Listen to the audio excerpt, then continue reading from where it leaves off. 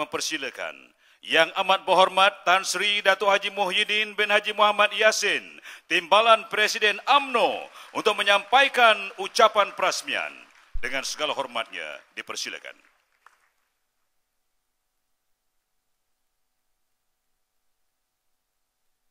Assalamualaikum warahmatullahi wabarakatuh.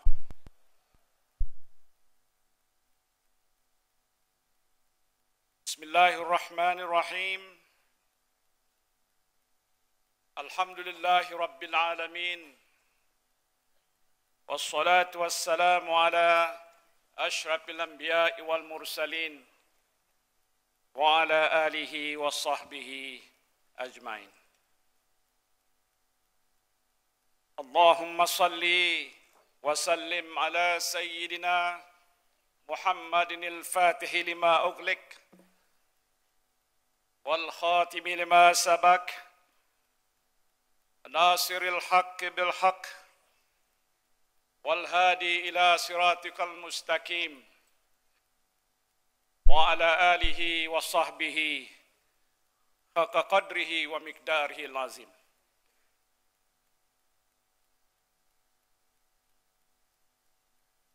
Yang berbahagia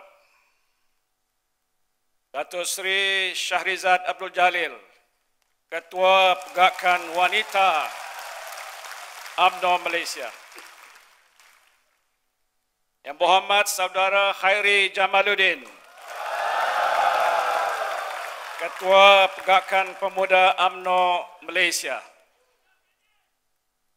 Yang berhormat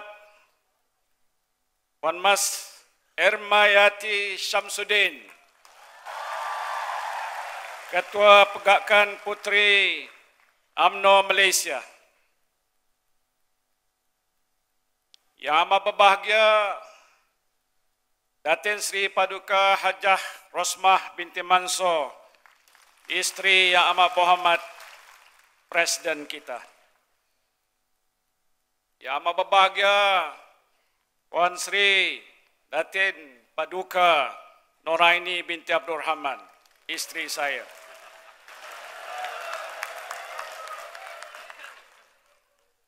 Yang berhormat Naib Presiden Datuk Dr. Zahid Hamidi dan Datuk Syafi'i Abdal. Yang berhormat Setiausaha Agung UMNO Kekuatan Tunku Mansor, Yang berhormat dan Yang Amat Berhormat ahli-ahli Majlis Tertinggi UMNO, Barisan Esko Wanita, Pemuda dan Puteri, saudara-saudari sidang perwakilan, def-def jemputan dan para pemerhati yang saya hormati sekalian. Alhamdulillah, kita bersyukur kehadrat Allah Subhanahu wa Ta'ala kerana pada malam ini kita dapat berhimpun untuk menyempurnakan majlis peresmian persidangan perwakilan Pergerakan Wanita, Pemuda dan Puteri UMNO tahun 2013. Untuk kesekian kalinya, kita pewaris perjuangan bangsa Melayu sejak turun-temurun meneruskan tradisi menghadiri perhimpunan terbesar umat Melayu demi menyambung risalah perjuangan memertabatkan agama, bangsa dan tanah air kita. Setinggi-tinggi kesyukuran juga kita panjatkan kehadrat Allah Subhanahu wa Ta'ala kerana kita menjadi insan yang terpilih untuk berada dalam saf perjuangan UMNO. Melalui wadah UMNO, para pejuang bangsa kita yang terdahulu telah berjaya menyatukan hati umat Melayu untuk memerdekakan tanah air dan seterusnya menggembeling usaha mengangkat martabat agama dan bangsa kita. Semua pejuang UMNO yang berada di sini pada malam ini dan di seluruh pelosok negara merupakan penyambung risalah perjuangan suci ini. Dan dalam mengemudi haluan perjuangan parti kita, yang kita harapkan hanyalah pertolongan dan redha Allah jua. Seperti mana firman Allah Subhanahu wa taala dalam surah Al-Ankabut ayat 69, "Wallazina jahadu fina lanahdiyannahum subulana wa innallaha lama'al muhsinin." Yang bermaksud dan orang-orang yang berusaha dengan bersungguh-sungguh kerana memenuhi kehendak agama kami, sesungguhnya kami akan memimpin mereka ke jalan-jalan kami yang menjadikan mereka bergembira serta beroleh keredaan. Dan sesungguhnya pertolongan dan bantuan Allah adalah berserta orang-orang yang berusaha membaiki amalannya. Terlebih dahulu di awal ucapan ini, saya ingin mengambil kesempatan untuk mengucapkan syabas dan tahniah kepada barisan kepimpinan wanita, pemuda dan puteri UMNO yang telah dipilih untuk menerajui tiga-tiga sayap parti dalam pemilihan parti baru-baru ini. Saya ucapkan tahniah kepada Datuk Seri Syahrijat, tahniah kepada Khairi, tahniah kepada Mas Ermayati. Marilah kita berikan tepukan gemuruh kepada pimpinan ini. Saya juga ingin mengucapkan setinggi-tinggi tahniah kepada seluruh barisan Exco pemuda, wanita dan puteri, serta kepimpinan ketiga-tiga pergerakan di peringkat bahagian dan cawangan. Kita bersyukur kerana proses pemilihan parti telah pun berjalan lancar tanpa sebarang musibah. Saya yakin pemilihan UMNO yang melibatkan ratusan ribu perwakilan di seluruh negara membuktikan bahawa proses transformasi UMNO menjadi parti yang lebih demokratik, telus dan terbuka semakin berhasil.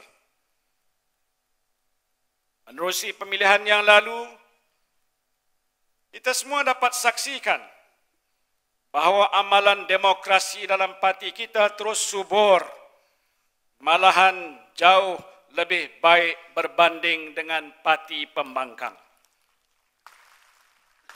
Ada sebuah parti di negara kita yang sering menuduh kononnya UMNO tidak demokratik, tidak telus dan menipu semasa pilihan raya. Parti ini gemar mendabik dada, dialah juara demokrasi, accountability, ketelusan, kecekapan dan bermacam-macam lagi. Kononnya dialah parti yang terbaik di negara. Tetapi Allah Maha Berkuasa. Baru-baru ini ditunjukkan tembelang sebenar parti ini yang terpaksa mengadakan semula pemilihan jawatan kuasa eksekutif pusat kerana didakwa oleh ahli mereka sendiri terdapat penipuan dalam proses pengundian. Lebih teruk lagi, pemilihan kali kedua pun masih dipertikaikan. Bak kata pepatah, paku dulang, paku serpih, mengata orang dia yang lebih. Saudara dan saudari yang saya hormati sekalian, perhimpunan tahun ini amat istimewa kerana diadakan selepas kita mencapai kemenangan dalam pilihan raya umum ke-13. Setahun yang lalu di Dewan inilah kita bulatkan tekad, jitukan semangat dan panjatkan doa kepada Allah untuk memenangi pilihan raya umum yang dikatakan amat mencabar bagi kita. Alhamdulillah, kita bersyukur kehadrat Allah Subhanahu wa taala kerana doa kita telah dikabulkan olehnya dan ikhtiar kita telah mendatangkan kejayaan yang amat bermakna buat kita semua. Alhamdulillah. Saya mengambil kesempatan ini untuk mengucapkan terima kasih dan tahniah pada seluruh jentera wanita, pemuda dan puteri UMNO yang telah berusaha dengan gigih untuk memastikan kemenangan UMNO dan Barisan Nasional. Kita berterima kasih kepada rakyat Malaysia yang terus memberikan mandat kepada Barisan Nasional untuk mentadbirkan negara. Kepada orang Melayu dan Bumi Putra khususnya, kita amat berterima kasih kerana dengan sokongan padu mereka kepada UMNO, parti kita telah berjaya menambah kerusi di Parlimen daripada 79 kepada 88 kerusi kesemuanya. Dan dengan kemenangan ini, UMNO adalah parti yang memenangi jumlah kerusi terbanyak dalam pilihan raya. Alhamdulillah, berkat sokongan padu orang Melayu dan Bumi Putra kepada UMNO, parti kita kekal menjadi tonggak kekuatan Barisan Nasional. Tidak kita nafikan bahawa pilihan raya umum 13 merupakan suatu pentas jihad untuk memastikan kelangsungan perjuangan UMNO demi agama, bangsa dan negara kita. Kita telah berjaya menjulang panji kemenangan di medan jihad ini. Walaupun berhadapan dengan pelbagai tohmahan dan pembohongan yang dilemparkan oleh pembangkang, termasuk oleh koncu-koncu mereka dari dalam dan luar negara, UMNO dan Barisan Nasional terus berdiri megah sebagai parti yang mendapat mandat rakyat untuk terus memerintah. Kita sedar, dalam pilihan raya yang lalu, UMNO bukan saja berhadapan dengan serangan parti pembangkang, malahan belasahan gerombolan kuasa jahat yang mau melihat parti keramat orang Melayu dan umat Islam ini berkubur di tanah air sendiri. Namun, berpantang maut sebelum ajal. Dengan rahmat dan inayah Allah Subhanahu wa taala, kita berjaya mempertahankan kelangsungan UMNO. Di sebalik kejayaan memenangi pilihan raya umum 13, jangan kita lalai dan leka. Kemenangan UMNO dan Barisan Nasional adalah kemenangan bersyarat. UMNO berjaya menambah bilangan kerusi di Parlimen, tetapi Barisan Nasional mengalami kekurangan sokongan, terutamanya dari kalangan pengundi muda dan pengundi bandar. Kita berjaya memenangi semula negeri Kedah. Tahniah kepada Kedah. Dan mengekalkan pentadbiran negeri Perak. Tahniah kepada Perak.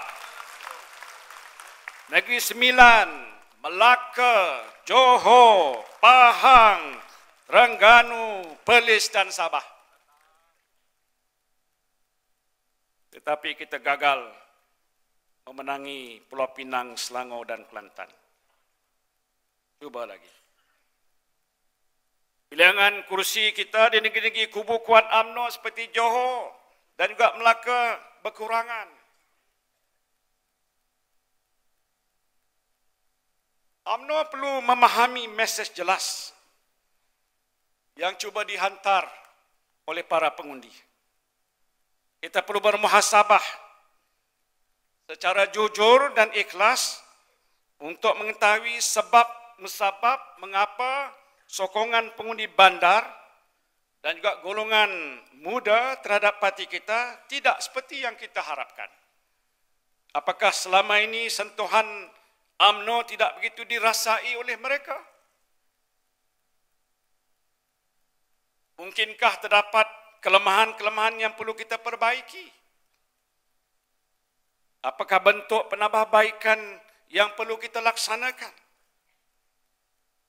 Setidak-tidaknya, para pengundi telah mengantar mesej jelas kepada UMNO bahawa transformasi UMNO sebagai parti yang benar-benar merasai denyut nadi rakyat dan berupaya menggalas harapan rakyat mesti diteruskan. Bagi orang Melayu dan Bumiputra pula, mereka telah buktikan bahawa sokongan padu mereka lah yang menjadi sumber kekuatan UMNO dan Barisan Nasional. Harapan mereka pada UMNO semakin tinggi dan mereka mahu sokongan pada UMNO tidak disia-siakan. Mereka ingin melihat UMNO terus menjadi penyelamat Melayu dan perisai Islam yang sejati. Dan bagi orang Melayu dan Bumiputra, UMNO lah tempat mereka bernaung. Bak kata pepatah, uratnya tempat bersila, batangnya tempat bersandar, daunnya tempat berteduh. Saudara dan saudari yang saya hormati sekalian, persoalan yang sedang berlega di minda orang Melayu selepas pilihan raya umum 13 ialah ke manakah hala tuju UMNO? Apakah UMNO akan terus berusaha untuk meningkatkan taraf ekonomi orang Melayu dan Bumiputra? Apakah UMNO akan terus berikhtiar menyediakan peluang-peluang pendidikan, latihan dan beasiswa untuk orang Melayu dan Bumiputra? Apakah UMNO akan terus berjuang menyediakan peluang-peluang ekonomi dan pekerjaan pada anak-anak orang-orang Melayu dan Bumiputra? Bagaimanakah UMNO berdepan dengan cabaran liberalisasi ekonomi dan pasaran bebas? Masih adakah iltizam politik UMNO untuk membantu orang Melayu dan Bumiputra bersaing dalam kancah ekonomi global? Masih adakah kekuatan pada UMNO untuk nak memastikan syarikat-syarikat berkaitan kerajaan membantu syarikat-syarikat Bumiputra? Apakah orang Melayu masih boleh bergantung harap kepada UMNO untuk menjadi penyelamat Melayu dan perisai Islam? Di pentas ini, saya ingin memberikan jaminan pada orang Melayu dan Bumiputra, UMNO akan terus membela anda semua.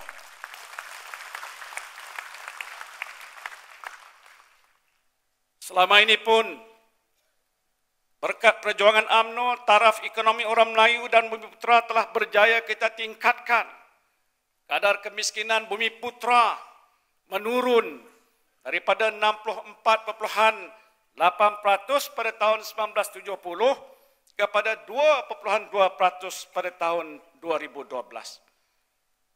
Insiden kemiskinan tegar Bumiputra juga telah menurun daripada 9,9% pada tahun 1970 kepada 0,3% pada tahun 2012.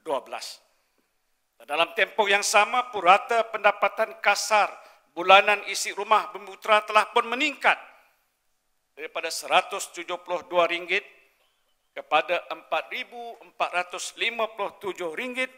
dan pemilikan ekuiti Bumiputra telah bertambah daripada 2,4% kepada 23,5%. Tepuk tangan kuat-kuat.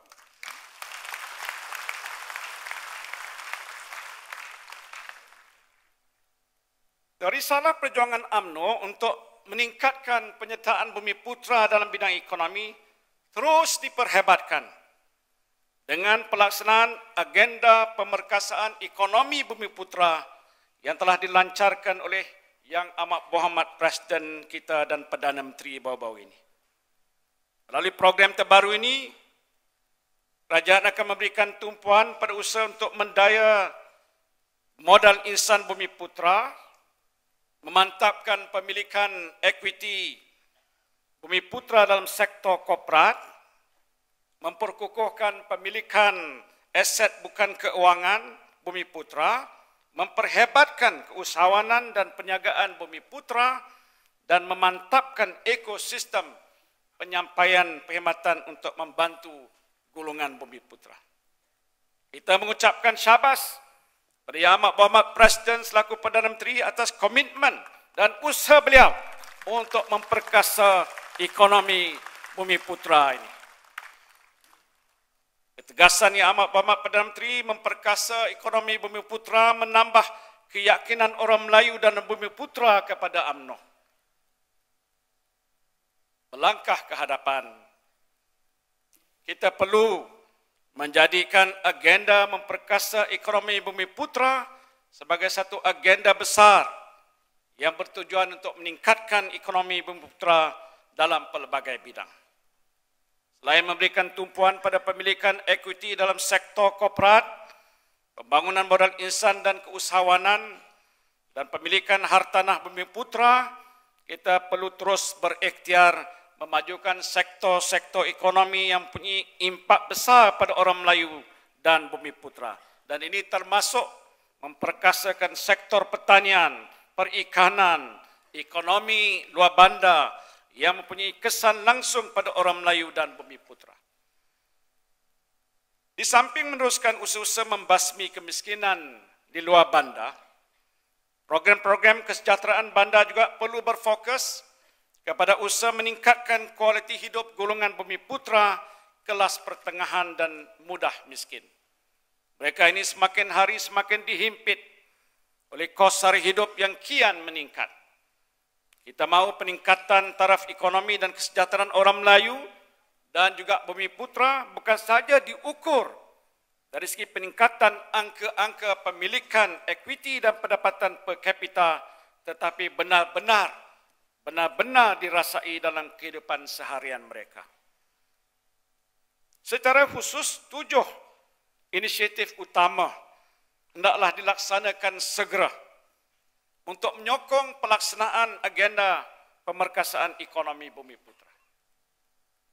Pertama, selaras dengan KPI yang telah ditetapkan, ketua-ketua eksekutif syarikat-syarikat berkaitan kerajaan hendaklah menyediakan pelan lengkap bagaimana untuk membantu syarikat-syarikat Bumi Putra. Senaraikan peluang-peluang yang boleh direbut oleh syarikat-syarikat Bumi Putra dan kemukakan laporan prestasi secara berkala kepada Majlis Ekonomi Bumi Putra. Kedua, anak-anak Melayu dan Bumi Putra mesti segera merebut peluang menyertai pelbagai latihan peningkatan kemahiran yang disediakan oleh kerajaan. Ini termasuk pendidikan vokasional yang merupakan salah satu teras dalam pelan pembangunan pendidikan Malaysia yang menjadi asas pembentukan modal insan berkemahiran. Menerusi transformasi pendidikan vokasional, bilangan kolej-kolej vokasional akan ditambah untuk melahirkan lebih ramai tenaga kerja Bumi Putra yang berkemahiran, memenuhi kehendak pasaran dan berpendapatan tinggi. Penambahan kolej-kolej vokasional harus disegerakan bagi memenuhi permintaan yang semakin tinggi dalam kalangan pelajar-pelajar Bumi Putra untuk mengikuti latihan vokasional. Ketiga, kerajaan hendaklah mempergiatkan usaha peningkatan peratusan golongan profesional Melayu dan Bumi Putra dalam pelbagai bidang. Sehingga ini kerajaan telah berjaya meningkatkan jumlah tenaga profesional Melayu dan Bumi Putra menerusi skim latihan dan pendidikan tinggi sehingga peratusan mereka telah menjangkau 40 ke 50% dalam pekerjaan profesional seperti doktor perubatan, doktor gigi, doktor veterina, jurutera dan juruukur. Dan usaha ini hendaklah diteruskan dalam semua bidang profesional sehingga peratusan Melayu dan Bumiputra mencerminkan peratusan mereka dalam jumlah penduduk negara. Keempat, peniaga dan pengusaha Melayu dan Bumiputra mesti meningkatkan daya saing serta bersedia untuk menghadapi persekitaran perniagaan yang mesra pasaran. Oleh itu, orang Melayu dan Bumiputra mesti menerima prinsip ketelusan dan persaingan untuk menikmati bantuan kerajaan dan merebut pelbagai peluang yang tersedia. Dan ini bertujuan supaya peniaga dan pengusaha Melayu lebih bersedia untuk menangani cabaran globalisasi dan pembukaan pasaran yang semakin mendesak ketika ini. Dan di samping itu, isu ketirisan dan pembazaran juga perlu diatasi untuk meningkatkan keberkesanan usaha membantu golongan Bumiputra. Kelima, bagi mengukuhkan lagi kemajuan ekonomi orang Melayu dan Bumiputra, kerajaan mestilah meneruskan usaha membantu dan memajukan aset-aset orang Melayu dan Bumiputra seperti tanah dan tabungan untuk melengkapkan usaha lain yang selama ini telah pun dilaksanakan. Usaha ini memerlukan sokongan yang padu daripada orang Melayu dan Bumiputra agar pihak kerajaan dapat mengadakan program yang lebih mantap dan sesuai bagi inisiatif baru di masa hadapan.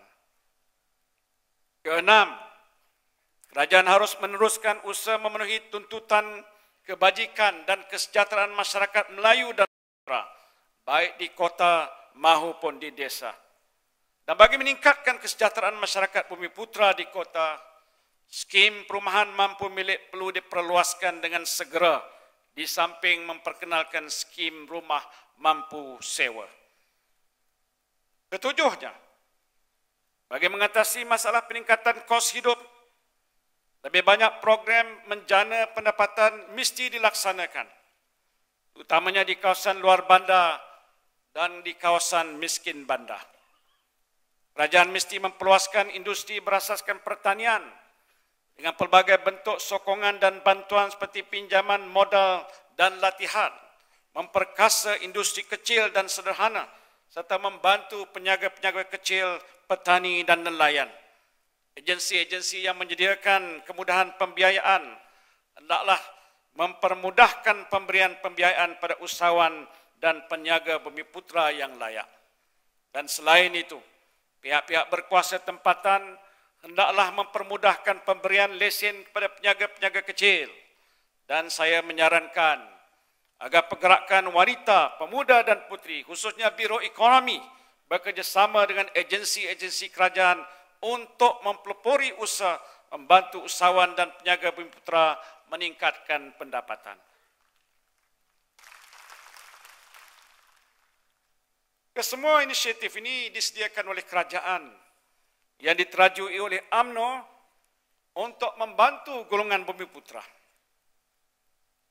Dan oleh itu UMNO mesti mengambil peranan yang lebih penting untuk menggalakkan lebih ramai Bumiputra merebut peluang yang disediakan oleh kerajaan.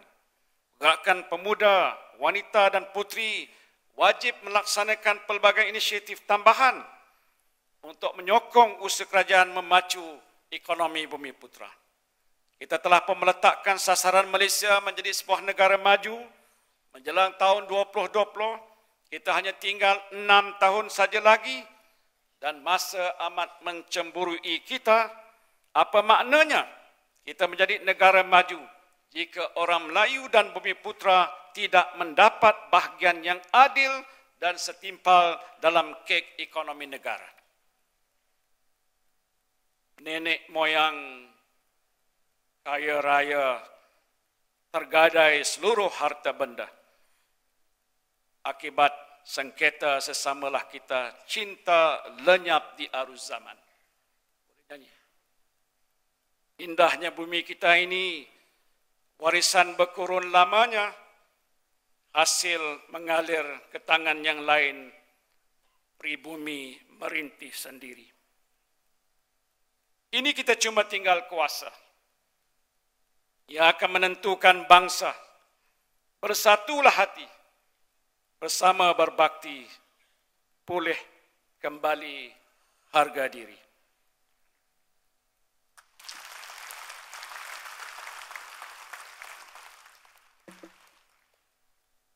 Saudara dan saudari yang saya hormati sekalian,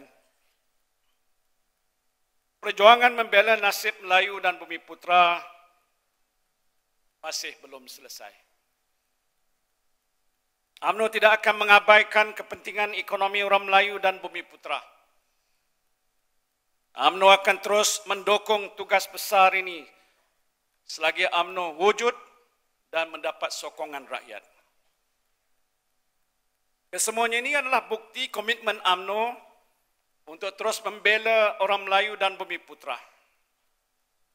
Justru kepada mereka yang meragukan ketegasan UMNO mempertahankan agenda Bumi Putra, katakan kepada mereka, UMNO bukan parti picisan yang mudah tenggelam dalam arus perubahan.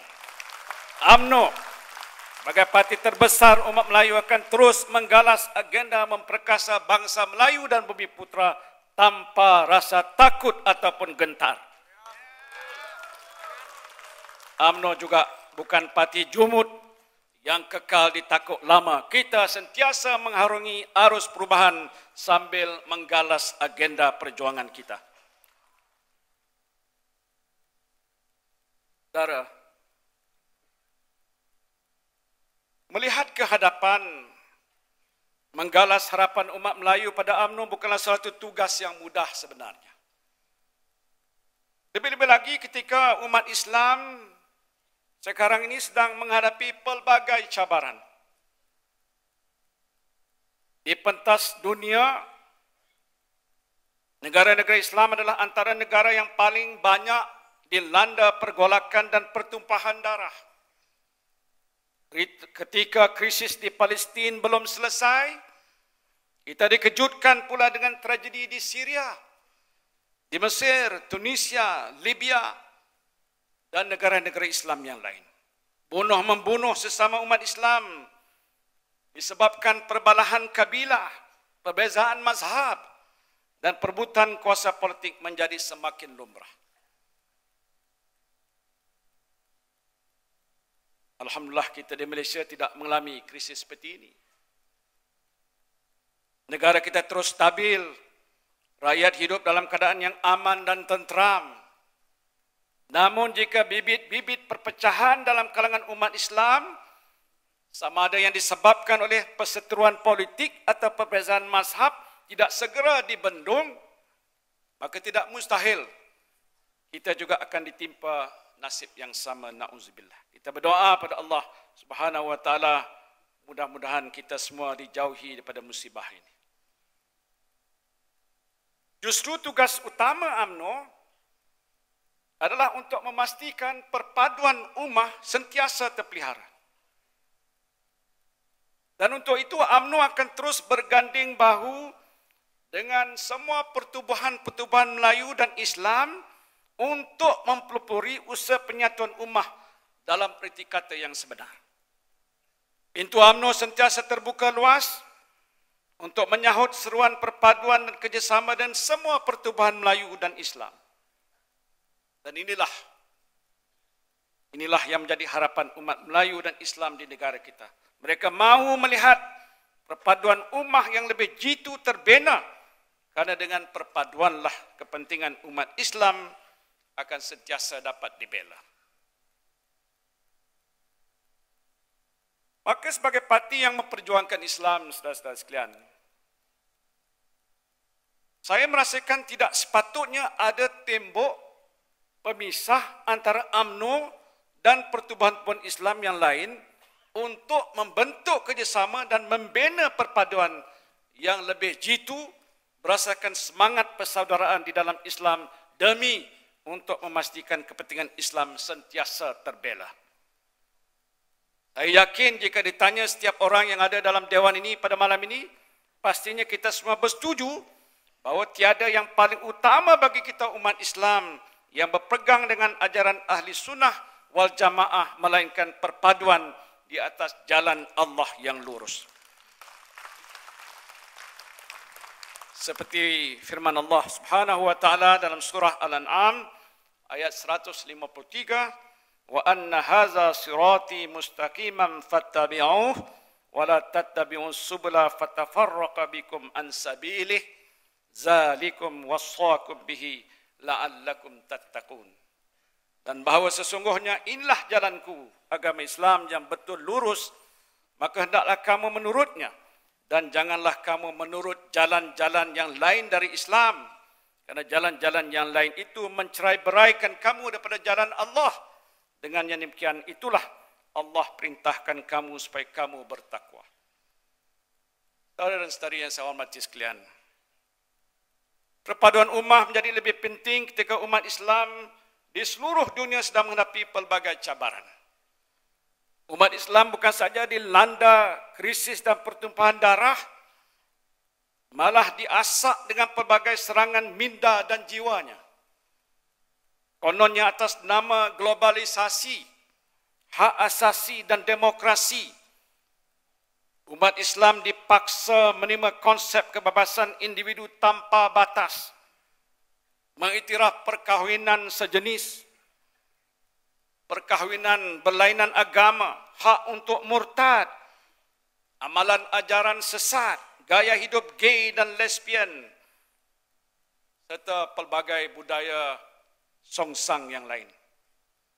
Malah dalam dunia hari ini, prinsip kebebasan individu yang tidak berteraskan nilai agama dan budaya dijadikan penanda aras moral di peringkat global.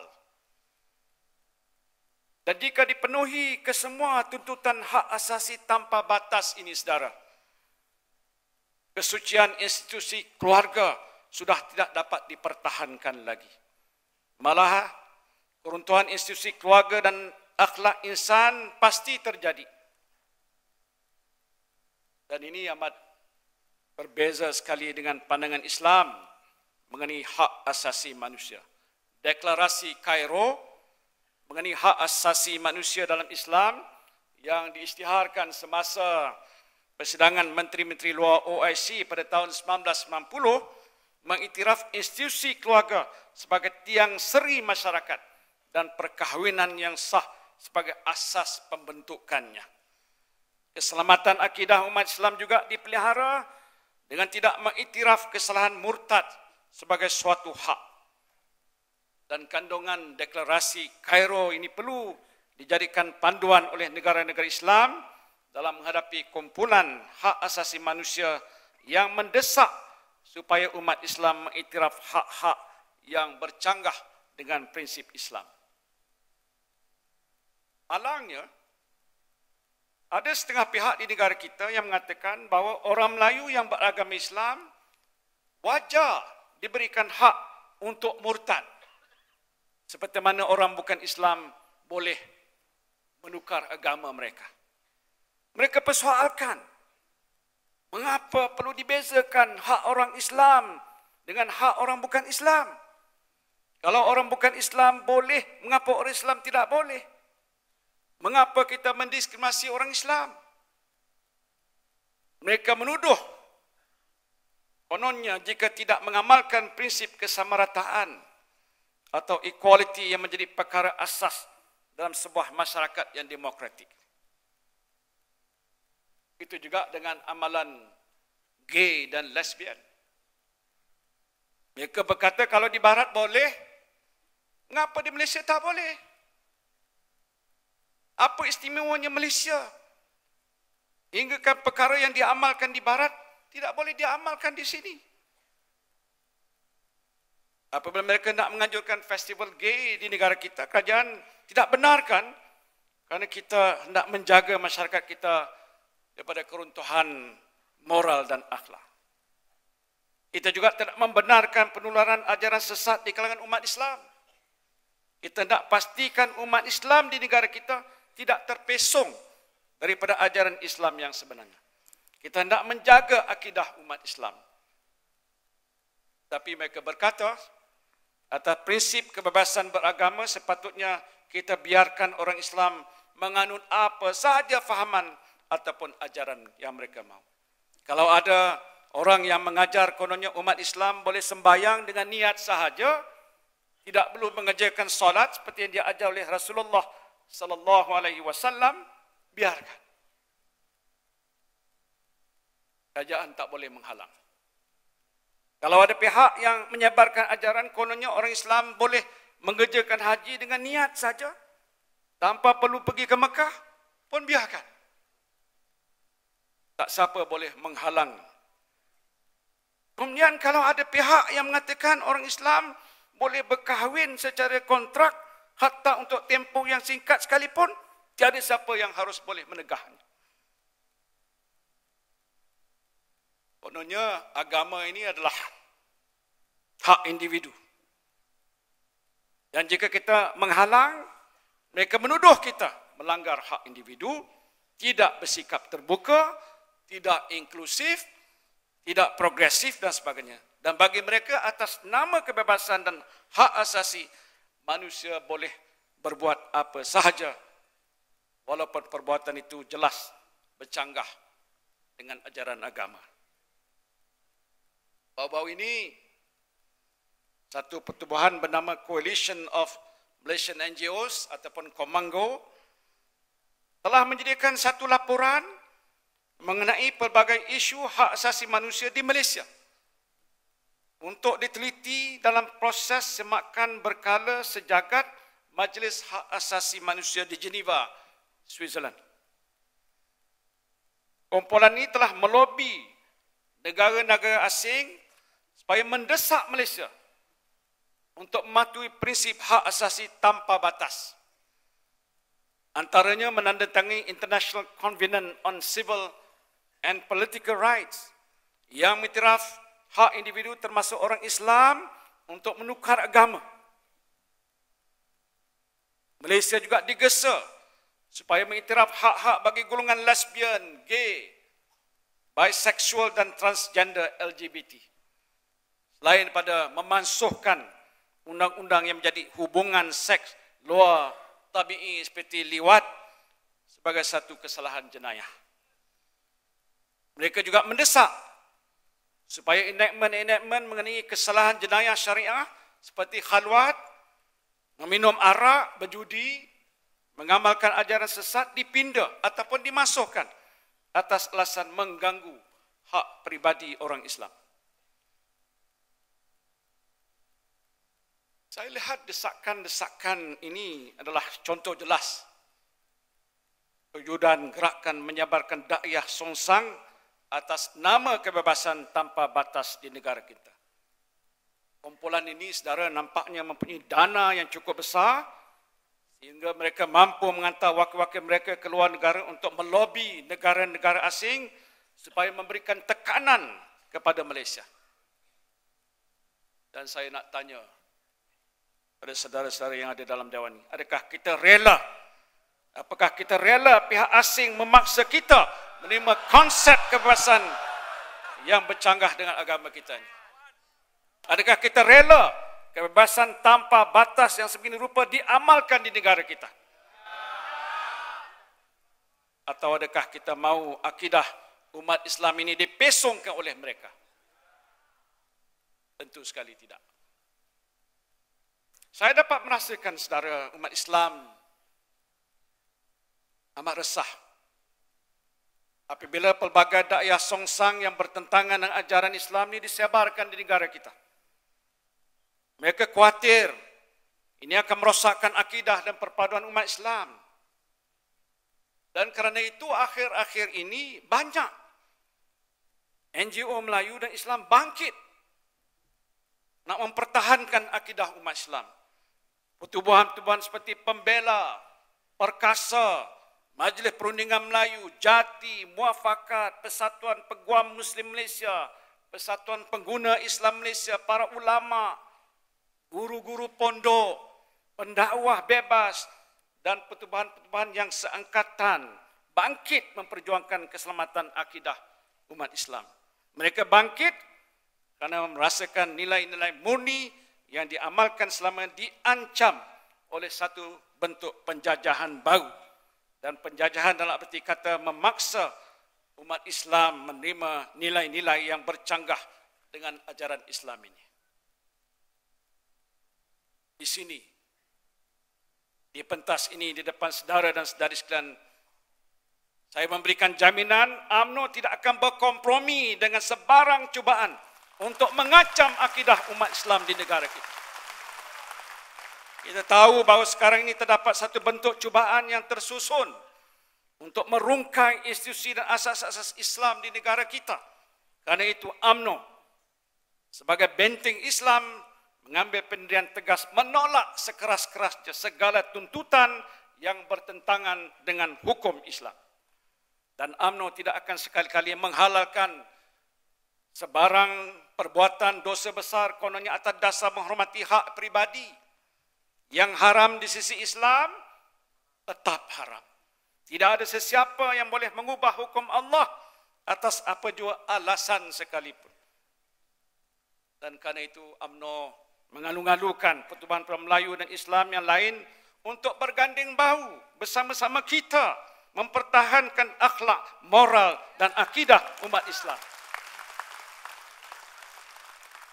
Saya yakin gandingan dalam perkara yang ma'ruf ini akan memperkokohkan lagi perjuangan menegakkan agama seperti firman Allah Subhanahu wa taala dalam surah Al-Maidah ayat 2, wa ta'awanu 'alal birri wat taqwa wa la ta'awanu 'alal itsmi wal udwan wattaqullaha innallaha syadidul 'iqab.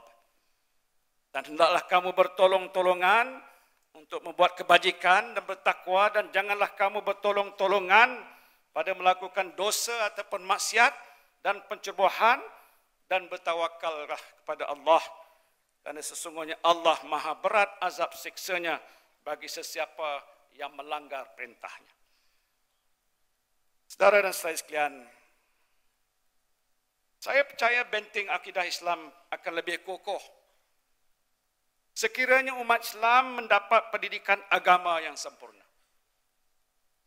Umat Islam di negara kita ini mestilah dididik dengan akidah Islam yang sebenar berpandukan ajaran ahli sunnah wal jamaah. Dan untuk itu gerakan dakwah dan tarbiyah mesti diperhebatkan. Institusi agama Islam mesti diperkokohkan. Peluang untuk umat Islam mendapat pendidikan agama tidak harus terhenti setakat di peringkat sekolah ataupun universiti saja. Sebaliknya, perlu diteruskan sepanjang hayat.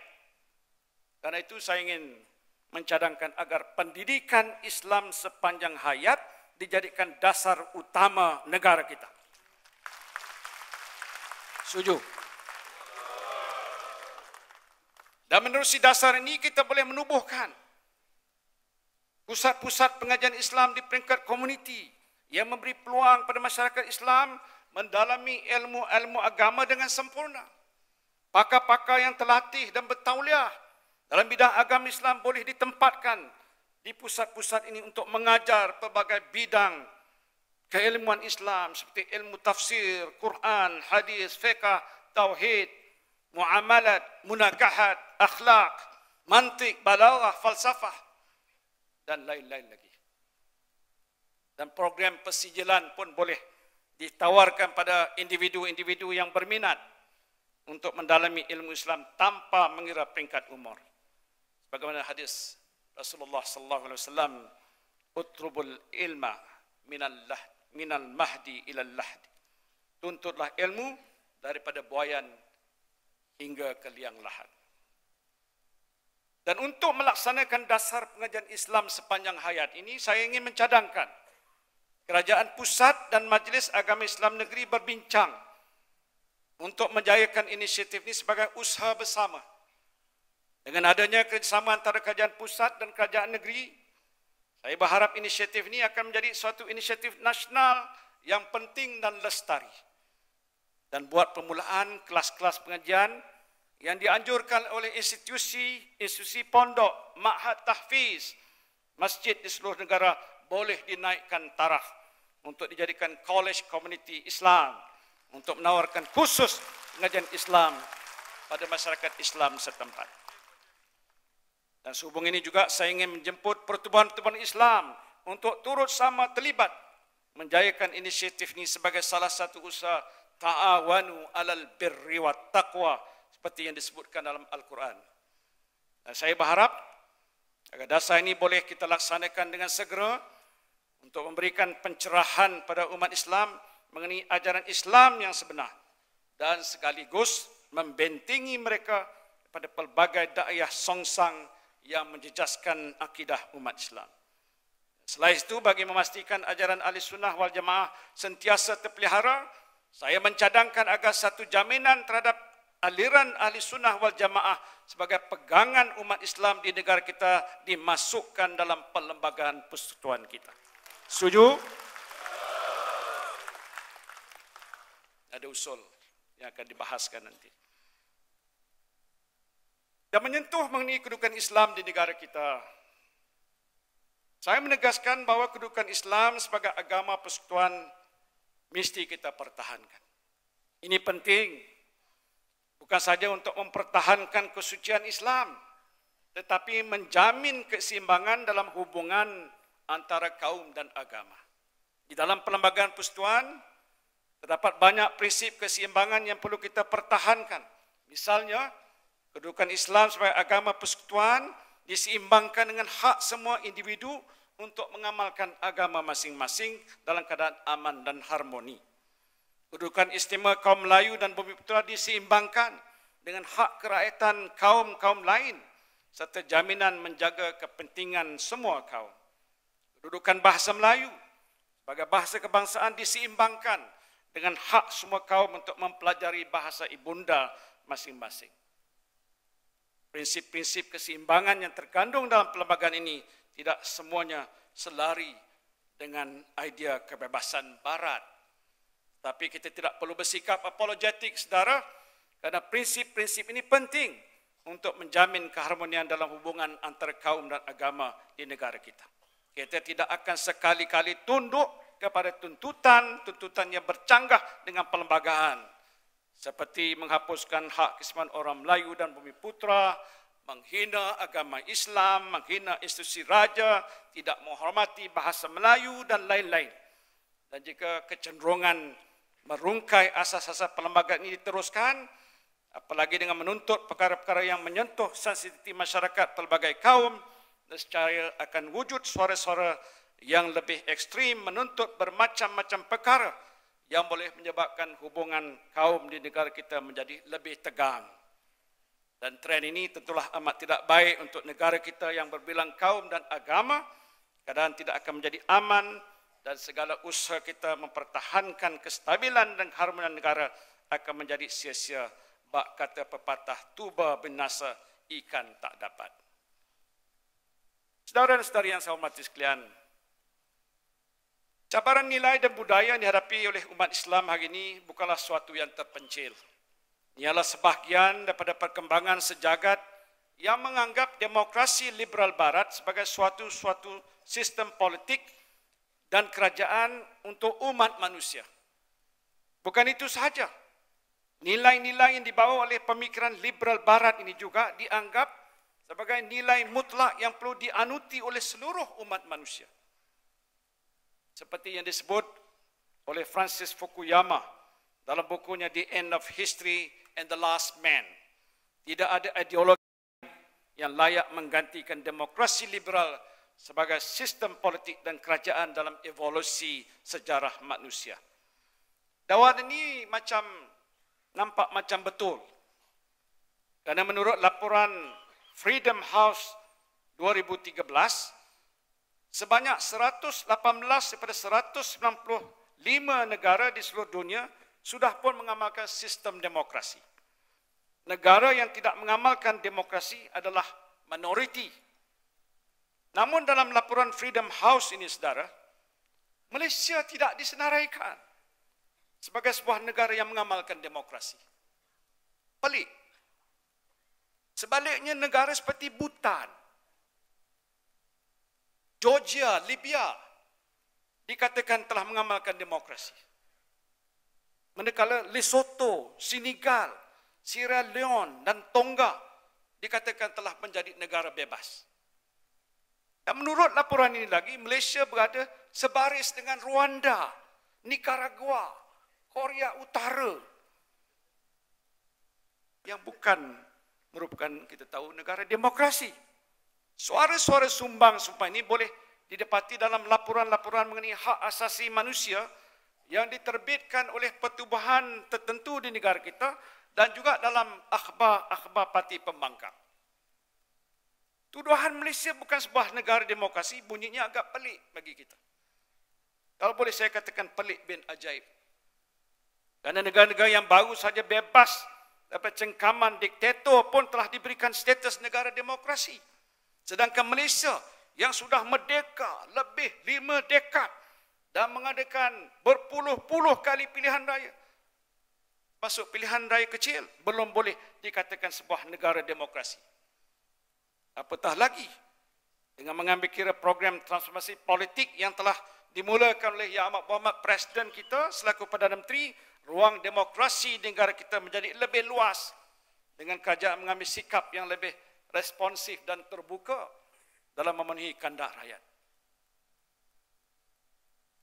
Jadi apakah sebenarnya muslihat mereka menuduh kita tidak demokratik?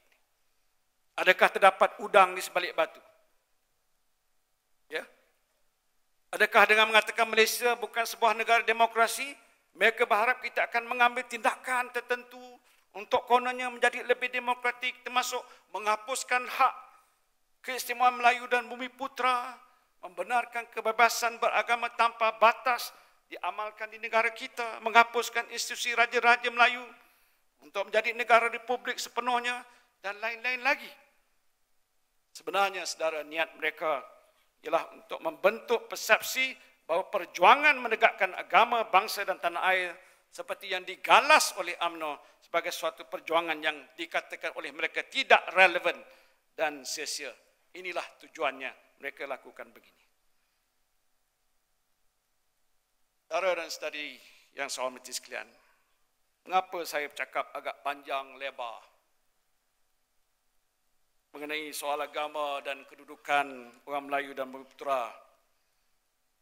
Kerana inilah sebenarnya teras perjuangan UMNO.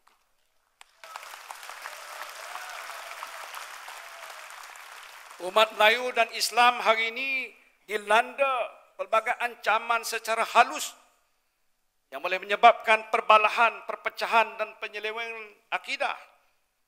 Dan bagi memperkukuhkan perjuangan ini, mestilah ada kesedaran, ada keinsafan dan kesepaduan di kalangan kita semua untuk menjadi benteng perjuangan parti kita. Jika kita gagal mengurus cabaran ini dengan betul, kita akan menerima padah perpecahan ummah yang parah. Nauzubillah. Sedarlah, UMNO adalah perisai Melayu dan benteng Islam yang sebenarnya. Walaupun ada sebuah parti di negara kita yang nampaknya macam berjuang untuk Islam, tetapi mereka seringkali terpaksa berkompromi dalam perkara-perkara asas mengenai Islam. Ini kerana parti ini bergantung pada pihak lain untuk meraih kuasa.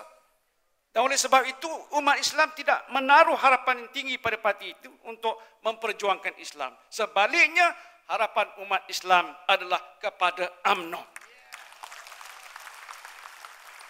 Sebagai parti terbesar umat Melayu, parti kita tidak perlu berkompromi dalam hal agama semata-mata untuk meraih populariti dan kuasa politik. Saudara dan saudari yang dihormati sekalian, pergerakan wanita adalah pembawa obor perjuangan UMNO. Dalam setiap medan pertempuran UMNO menghadapi pilihan raya, pergerakan wanita setia berada di barisan hadapan, membawa mesej parti pada para pengundi. Gerakan wanita sentiasa bersemangat wajar, merayu undi tak kira panas, hujan, ribut, taufan. Mereka tetap bersetia berada di medan perjuangan. Betul. Wanita tidak pernah berundur walau selangkah pun. Orang kata di sebalik kejayaan seorang lelaki, di belakangnya adalah wanita. Maka dalam konteks parti kita, di sebalik kejayaan UMNO, di belakangnya adalah pergerakan wanita. Dan selaku timbalan Presiden Parti, saya wajib memberikan pengiktirafan pada sumbangan wanita yang sebenarnya tulang belakang UMNO. Tahniah pada wanita.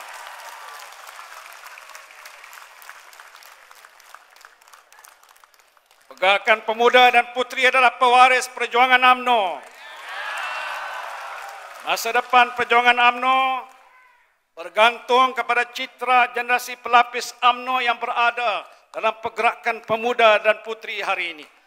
Jika pemuda dan puteri hari ini kental daya juangnya, hebat pemikirannya, kukuh imannya, kuat jati diri Melayunya, mulia akhlaknya, saya percaya obor perjuangan UMNO akan terus menyala dan rakyat akan terus memberikan keyakinan kepada UMNO sebagai parti tempat mereka bernaung.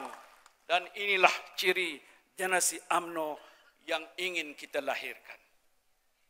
Yang penting kita mesti kembali memahami idealisme dan matlamat perjuangan UMNO.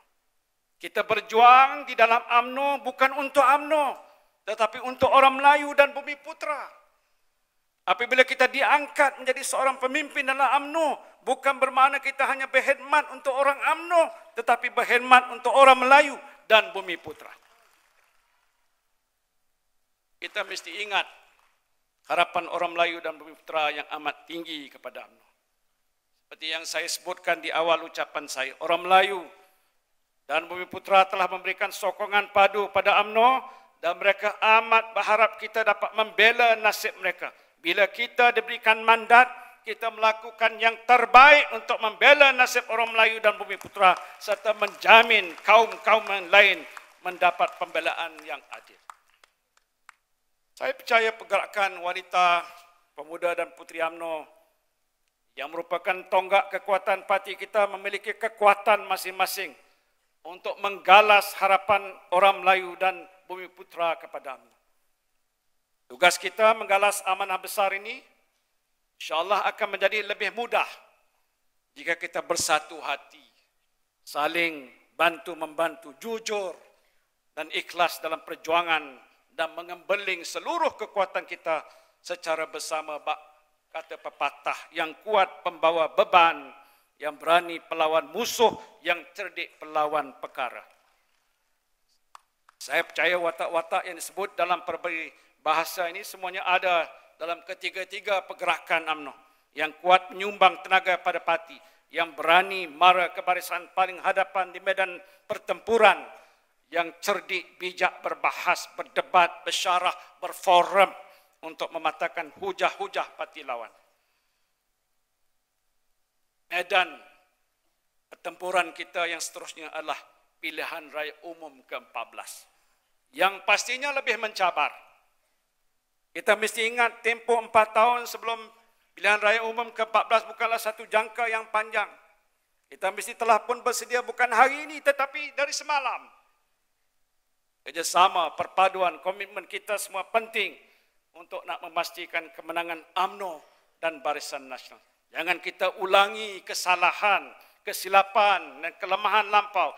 Bina kekuatan baru yang hampa biar terbang, yang bernas biar tinggal. Kita mesti lebih lantang, berani dan yakin supaya kehadiran kita lebih dirasai oleh masyarakat. Selesaikan sebarang masalah dengan segera supaya wanita, pemuda dan puteri UMNO benar-benar wujud sebagai pergerakan yang dihormati. Terjemahkan konsep transformasi politik sebagai hijrah minda dan sikap pada yang lebih baik. Generasi lama di dalam UMNO telah menyumbang. Yang penting ialah sumbangan generasi hari ini sebagai penyambung risalah perjuangan demi agama, bangsa dan tanah air kita. Orang muda lebih mengetahui kehendak generasi muda. Betul? Dekatlah mereka, bercakap dengan mereka, bersantailah dengan mereka. Ajak mereka menyertai perjuangan kita. Kita sedar bahawa UMNO yang diwujudkan 6 dekad yang lalu kini berhadapan dengan pelbagai cabaran baru. Dan untuk terus relevan, UMNO perlu sentiasa mencari pendekatan baru. Kempen membenci UMNO perlu kita tanangi dengan segera. Pemuda perlu berinteraksi dengan generasi muda termasuk di kampus dan di kampung. Wanita perlu terus cekal dan kental dengan tradisi menawan hati dan budi wanita-wanita termasuk golongan profesional dan agamawan wanita. Putri perlu lebih persiapan untuk menjadi rakan dan taulan buat remaja perempuan yang begitu ramai di luar sana. Saya percaya dengan kehebatan saudara Khairi berdebat, Dato' Seri Syahrizad yang mesra, Ermi yang rajin, pasti akan membawa perubahan buat parti kita. Prinsipnya jangan undur ke belakang. Jangan bergerak ke seorangan. Jangan teragak-agak dan jangan gentar untuk berada di barisan hadapan untuk menjulang obor perjuangan parti dan mewujudkan keterujaan baru pada UMNO. Saya ingin mengingatkan saudara-saudari bahawa anda semua memikul tugas yang amat besar dalam nak menyambung risalah perjuangan suci parti ini. InsyaAllah saya dan Presiden akan membantu saudara dan saudari sekalian. Kalau wanita hendak menjadi tulang belakang UMNO, teruskanlah semangat itu. Yang penting wanita mampu menyahut apa jua cabaran. Pemuda dan puteri pula wajib menjadi juru bicara umat mewakili suara orang muda. Lantanglah bersuara, beranilah membuat pendirian, muncul di semua pentas menjuari isu rakyat. Biarlah kehadiran pemuda dan puteri benar-benar dirasai dan dihargai oleh rakyat. Berusahalah dengan gigih tanpa mengenal jerit perih dalam menggalas harapan rakyat. Ingatlah, berjaya atau gagal perjuangan kita sebagian besarnya terletak di atas bahu saudara dan saudari semua. Maka seharusnya saudara dan saudari sudah lebih daripada bersedia untuk menyahut cabaran besar ini. Akhirnya berdoa dan bertawakallah kepada Allah. Mudah-mudahan Allah Subhanahu wa taala memberkati perjuangan kita dan memberikan kita kemenangan. Kita sudah tiada masa. Majulah dengan gagah perkasa. Janganlah terlalai, teruskan usaha melayukan gagah di Nusantara.